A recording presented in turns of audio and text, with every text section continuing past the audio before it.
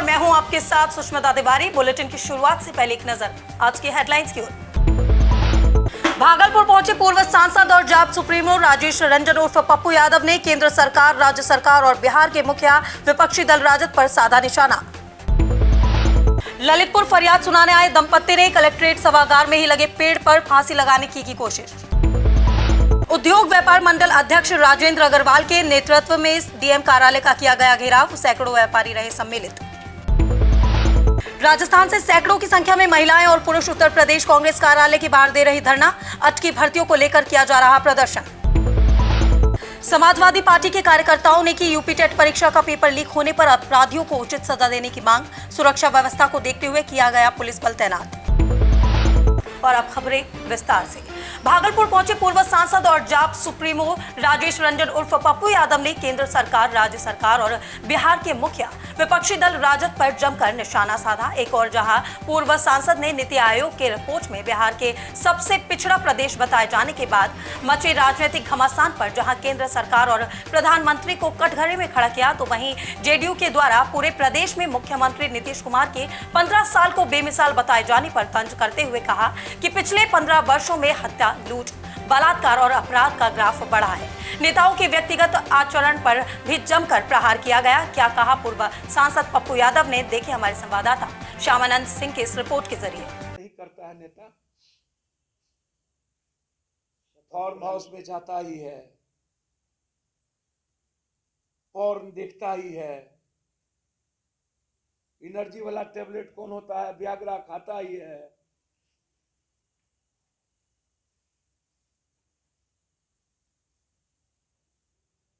बचकौल कहता है कि दारू खोल दो।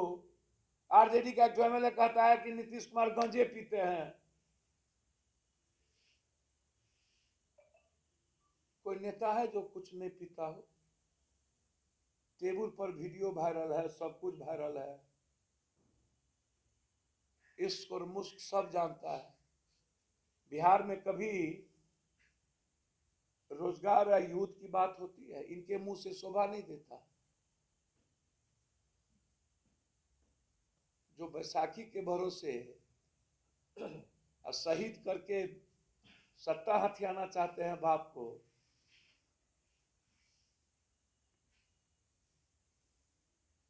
बीन बजाने आते हैं और चुनाव खत्म, बीन बजाने के गायब हो जाते हैं एक ही दिन में।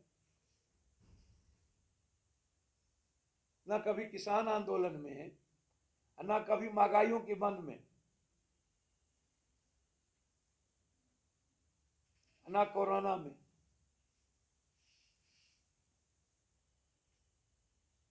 सोलह साल वर्तमान सरकार जो बैसाखी की सरकार, वो डबल इंजन की सरकार है। इसने शराब माफिया, बालू माफिया, जमीन माफिया, घोटाला माफिया, टेंडर घोटाला, ये 4 माफिया पैदा हुआ। और इसी 4 माफियाओं की बदौलत सत्ता पक्ष और विपक्ष चल रही। सासाराम में कल एक विधायक के होटल में शराब पकड़ा है, आरजेडी विधायक। हम तो जानना चाहते हैं, विपक्ष बताए ना, आप दारू पीते हैं कि नहीं, और आप सब कुकर्म करते हैं कि नहीं। विपक्ष, सत्ता पक्ष तो चलिए कर रहे हैं, आप दुनिया का महापाप कर रहे हैं कि नहीं। आपके विधायकों की शराब की फैक्ट्री है कि नहीं। आपके विधायकों का शराब में पैसा इन्वॉल्व है कि नहीं, जमीन में, बालू में इन्वॉल्व है कि नहीं। आपके विधायक बलात्कार केस में फंसे हैं कि नहीं। गुलाब यादव आप ही में, अरुण यादव आप ही में, राजवल्लभ यादव आप ही में। लेना चाहिए। स्वागत करते हैं। जन अधिकार पार्टी का सर नई योजना क्या है? पार्टी का नई योजना संघर्ष, सेवा, कार्यक्रम, हर घर तक इकोनॉमी पहुंचाना। जहां भी घटना घटती है, जन अधिकार पार्टी 25,000 से 1 लाख रुपया वहां मदद पहुंचाती है। और बिहार के 15 करोड़ लोगों की मदद और उसकी आवाज। विपक्ष और सत्ता पक्ष दोनों के खिलाफ आज यदि बिहार में कोई है, नीति है और कुछ है, तो वो जन अधिकार पार्टी। डेंगू में गायब, पटना बाढ़ में गायब, बिहार के बाढ़ में गायब, चिमकी बुखार में गायब, शेल्टर हाउस में गायब, विधानसभा में गायब, विधायक को मारपीट करो तब गायब, चुनाव होगा उसके बाद भी आएंगे, शराब माफियाओं के पैसे से हेलीकॉप्टर उड़ाएंगे, फिर चुनाव खत्म, बिहार खत्म। बीन बजाओ, कोई सत्ता पक्ष चला गया कोहबर घर और विपक्ष चला गया फार्म हाउस।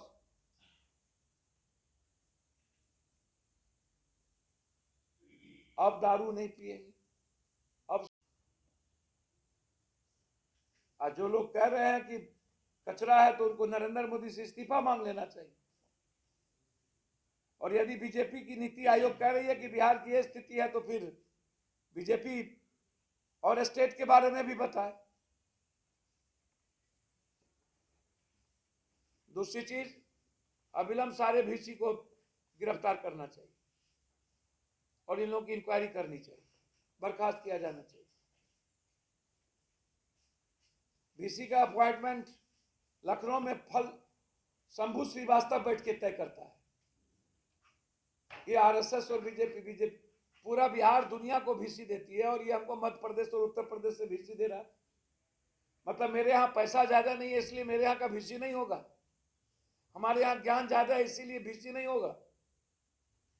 नालंदा मेरे यहाँ, विक्रमशिला मेरे यहाँ, बुद्ध मेरे यहाँ, नानक मेरे यहाँ, अध्यात्म मेरे यहाँ, दर्शन मेरे यहाँ, क्रांति नहीं हो सकती बिहार में।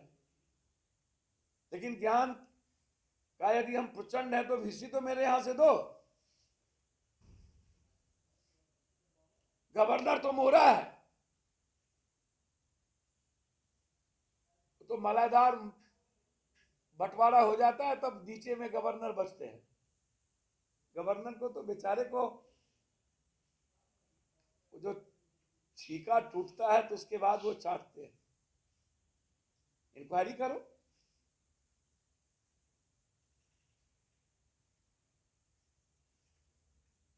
पाटलिपुत्रा कॉलेज के जितने प्रिंसिपल बने हैं सब कल उसका नंगा करेंगे हम पटना में, सबके कागज ओपन करेंगे।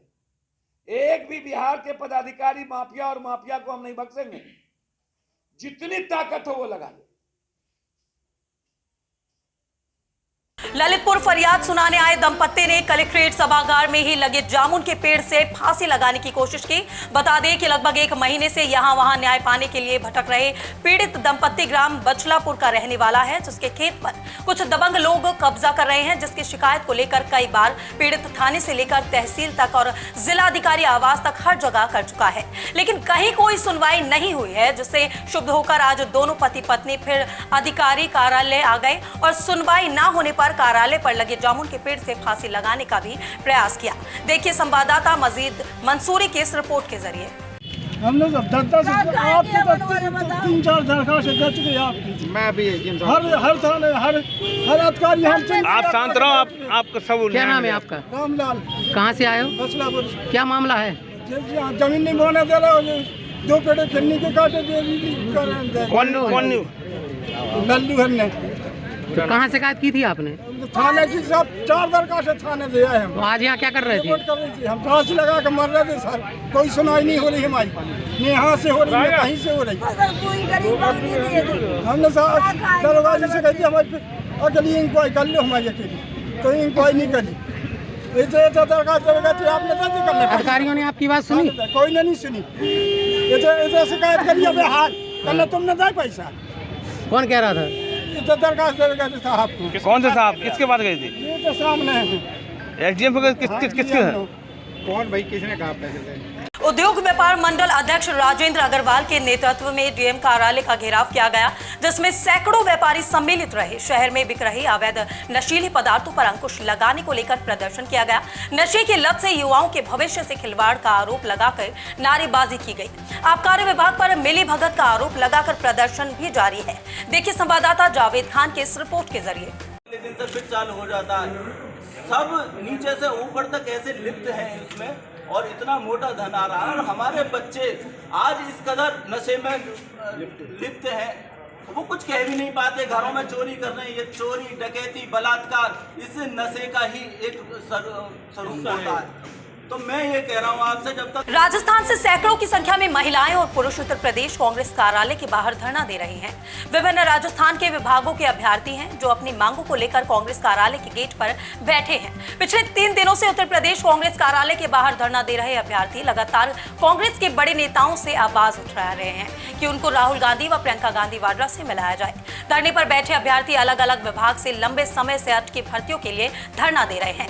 देखिए लखनऊ से हमारी संवाददाता गीता वर्मा की इस रिपोर्ट के जरिए। क्या कुछ मांगे हैं जिनको लेके आप यहाँ पे बैठे हुए हैं? हम राजस्थान से आए हैं, मैं सुजानगढ़ का रहने वाला हूँ राजस्थान में।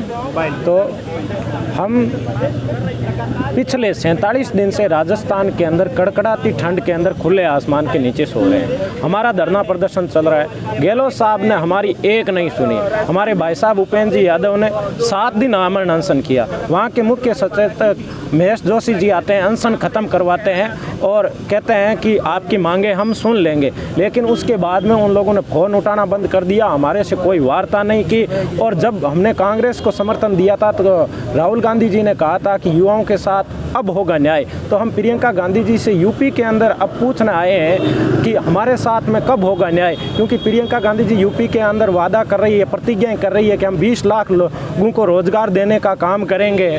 लेकिन वहीं प्रियंका गांधी जी की कांग्रेस की सरकार राजस्थान के अंदर है और हमारी सुन नहीं रही है, हमारे साथ में वादा खिलाफी कर रही है। मैं स्कूल व्याख्याता भर्ती परीक्षा 2018 का पीड़ित अभ्यर्थी हूँ, जिसमें 14% पद काट लिए और वहाँ के PCC chief Govind Singh ji Dotasra CM साहब के सामने मंच पर घोषणा करते हैं कि ये जो काटे गए 14% पद है वो वापस बढ़ा दिए जाएंगे। लेकिन आज 3 साल हो गए, हमारे वो काटे गए पद वापस दिए नहीं, हमारे डॉक्यूमेंट वेरिफिकेशन हो गए।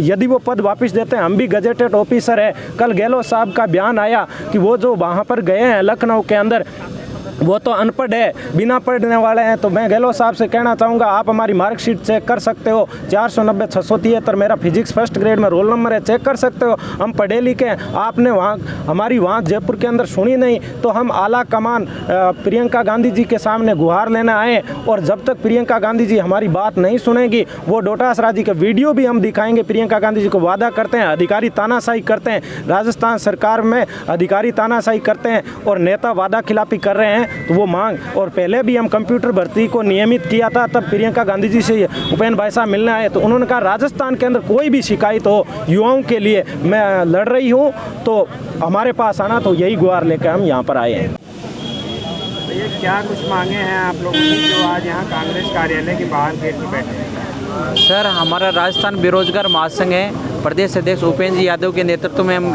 यहाँ लखनऊ में हैं और हमारा 47 दिन से राजस्थान में धरना चल रहा था और उसी सिलसिले में हम पिछले 3 दिन से लखनऊ भी आए हैं। और प्रियंका गांधी जी ने न्याय करने का वादा किया था विधानसभा चुनाव, लोकसभा चुनाव में, और अभी कांग्रेस की सरकार राजस्थान में है। और अब यूपी में प्रियंका गांधी जी ने किसानों से, युवाओं से वादा किया है कि हम न्याय करेंगे। तो हम प्रियंका गांधी जी से ये उम्मीद रखते हैं कि वो राजस्थान में भी हमारे साथ में न्याय करेंगी। हमारी 2012 से 2013 से भर्तियां हैं। हमारी शिक्षक भर्ती 2012 की है, एएनएम जीएनएम 2013 की है, व्याख्याता भर्ती 2018 की है, जिसमें 14% पदों की कटौती कर दी गई है। तो इस प्रकार से हमारी ये काफ़ी लंबित भर्तियां हैं जो कांग्रेस के कार्यकाल की हैं और वर्तमान में भी कांग्रेस के कार्यकाल की हैं। और अभी कल मुख्यमंत्री महोदय ने प्रेस कॉन्फ्रेंस करके कहा है कि ये जो बच्चे राजस्थान से यहाँ लखनऊ आए हैं, ये बीजेपी के कहने से आए हैं और कांग्रेस का माहौल ख़राब कर रहे हैं। मैं खुद कहना चाहता हूँ कि मैं खुद यूथ कांग्रेस से जुड़ा हुआ हूँ और मेरे पास ID कार्ड भी है, आपको चाहे तो मैं दिखा भी सकता हूँ। और जो इको गार्डन की जो तस्वीर सोशल मीडिया पे वायरल हो रही है, वो राजस्थान के बेरोजगार अभ्यर्थियों की हमारी खुद की है, हमारा लाइव भी है। और यूपी के बारे में जो बता रहे हैं यूपी के अभ्यर्थियों की, वो गलत है। इस प्रकार की खबर जो बता रहे हैं वो, तो राजस्थान सरकार के मुखिया ये कह रहे हैं कि ये अभ्यर्थी जो हैं वो अनपढ़ हैं और ये बीजेपी के कहने से आए हुए हैं। ऐसा नहीं है, जिसमें 60-70% युवा कांग्रेस के कार्यकर्ता हैं जो गांव में किसानों के बच्चे हैं। बीजेपी वाले भी किसानों को खूब बदनाम कर रहे थे कि ये आतंकवादी हैं, खालिस्तानी हैं। 1 साल तक खूब परेशान किया मोदी जी ने, तो उनके भी नाक में उन्होंने दम किया किसानों ने। आखिर में उनको न्याय करना पड़ा। इसी प्रकार से हम भी किसानों के बेटे हैं, कांग्रेस को भी न्याय करना ही पड़ेगा। क्या किसी पदाधिकारी से बात हुई है? अभी तक हमारी किसी से वार्ता नहीं हुई है। राजस्थान सरकार में 47 दिन से धरना चल रहा है। अगर वहाँ पे सकारात्मक बात होती तो हम यहाँ आते ही नहीं, वहाँ पे बात हुई नहीं। अब प्रियंका गांधी जी से, हमें राहुल गांधी जी से उम्मीद है कि वो हमारे साथ में न्याय करेंगे, क्योंकि उन्होंने हमसे समझौता किया था। यहाँ के उत्तर प्रदेश के वरिष्ठ कांग्रेस नेता है प्रमोद जी हैं, और पवन खेड़ा जो कांग्रेस के राष्ट्रीय प्रवक्ता है, और हमारे प्रदेश अध्यक्ष उपेंद्र यादव, इन्होंने लिखित में अपना समर्थन दिया था संगठन का कांग्रेस पार्टी को, और कांग्रेस ने वचन दिया था कि हम सत्ता में आएंगे, आपके साथ न्याय करेंगे। लेकिन आज वो वादे से क्यों मुकर रहे हैं, और आज हमें बीजेपी कांग्रेस में क्यों बांट रहे हैं? हम भारत के नागरिक हैं, क्या हमारा अधिकार मांगना गुनाह है? जो आप लोगों की एक फोटो वायरल हो रही है बहुत छोटे वक्त की, तो उसमें क्या कितनी सच्चाई है? सच्चाई पूरी है। 27 तारीख को रात को हम वहाँ ना रजाई था ना गद्दा था, इको गार्डन में सोए हुए थे, और आप फेसबुक पे उपेंद्र यादव सर्च करके देख लो, वहाँ लाइव भी किया गया है। तो वो हमारे राजस्थान के बेरोजगारों की है। यहाँ के नेता उसका दुरुपयोग कर रहे हैं, क्योंकि ये वो उसको छुपाने की कोशिश कर रहे हैं। हम संघर्ष कर रहे हैं, और यहाँ से हमारी लाशें जाएंगी, हमारी मांगे नहीं मानेगी, प्रियंका गांधी से मुलाकात नहीं करवाएगी तो हम जाने वाले नहीं। आप क्या कुछ मांगे हैं? मांगे तमाम लंबित भर्तियाँ हैं, 21 सूत्रीय मांगों को लेकर हमारा संघर्ष जारी है। हमीरपुर जिले में समाजवादी पार्टी के कार्यकर्ताओं पदाधिकारियों ने यूपी टेट परीक्षा का पर्चा लीक होने की जांच कर अपराधियों को उचित सजा देने की मांग की, और यूपी टेट परीक्षा देने आए परीक्षार्थियों को उनका खर्च सरकार द्वारा दिए जाने को लेकर कलेक्ट्रेट परिसर में जमकर नारेबाजी करते हुए जिलाधिकारी कार्यालय में ज्ञापन सौंपा। इस दौरान सुरक्षा व्यवस्था को देखते हुए भारी पुलिस बल तैनात रहा। देखिए अमित नामदेव के इस रिपोर्ट के जरिए। ये तमाम अपने प्रदेश के देश के छात्रों ने यूपी टेट की परीक्षा दी थी, जिसमें कितनी उन लोगों के किराए खर्चे क्या क्या न लगे होंगे।